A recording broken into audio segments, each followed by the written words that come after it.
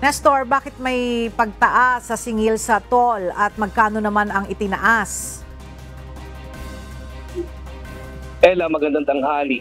Tinatayang nasa 38% ang itinaas ng singil sa toll. Ayon ito sa Toll Regulatory Board matapos na aprobahan ito ng board dahil kailangan na rin nilang mabayaran yung mga ginastos na pagpapagawa sa nasabing proyekto na abot ng bilyong pisong halaga.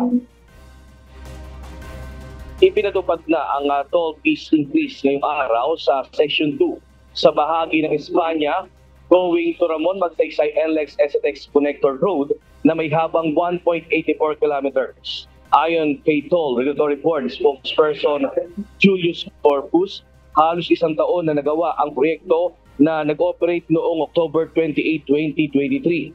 Kinakailangan na rin nilang dagdagan ang singil para mabayaran na ang bilyong piso na dito.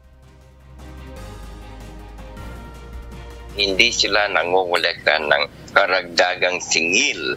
So halos isang taon po na hindi po sila nakapaningil ng karagdagang singil sa pagtatapos ng additional section nitong ating project na NLEX SLEX Connector Road. By October 15 ay magsimula na po silang maningil, including na yung appropriate toll fee that is related for the completion up to Ramon Magsaysay.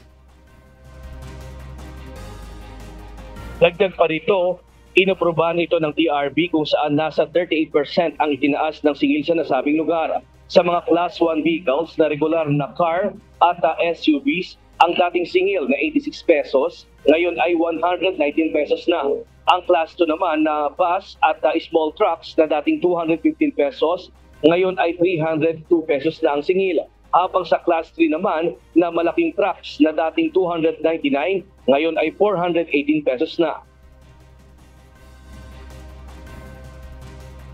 Po is alinsunod din naman po dun sa ating kontrata na pinasok with our investor operator na kapag kami natapos silang sections, they are authorized under their contract.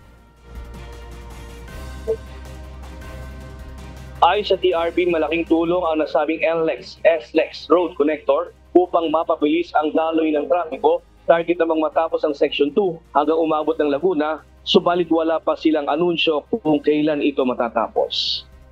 Ella, yun nga ang kagandahan ngayon, lalo na't mapapabilis ang daloy ng mga sasakyan at may iwasan na rin ang mabigat na trapiko. At inaasahan nga na ito na mga Section 2 ng NLEX STX Road na Connector Road ay magsisilbing tuloy-tuloy na pagpapagawa hanggang sa umabot ng Laguna. At kapag natapos na hanggang Laguna, ay ayon sa TRB ay magkakaroon ng dagdag na singil uli sa toll fee. At yan mo tinitis live, balik sa iyo. Ella? Nestor, ano naman ang tugon ng ilang motorista sa ginawang pagtaas ng toll?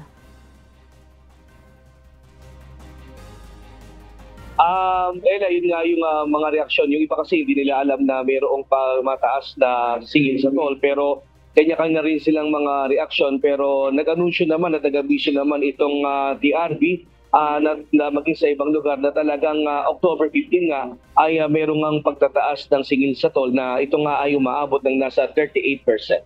Ella. Kumusta naman yung sitwasyon ngayon sa NLEX SLEX Connector matapos simulang ipatupad itong toll hike? Nabawasan ba yung mga dumaraan doon? Sa ngayon ay wala na bang kumbaga nag-build up na mabigat na traffic doon sa NLEX at STX doon sa nasabing mga Section 2 doon sa parting Espanya at Ramon Magsaysay. Pero pinapantayan nila yung pila ng mga sasakyan o bulto ng mga sasakyan at kung magkakaroon ng congestion doon sa lugar hanggang mamayang gabi. Ella. Alright, maraming salamat, Nestor Torres.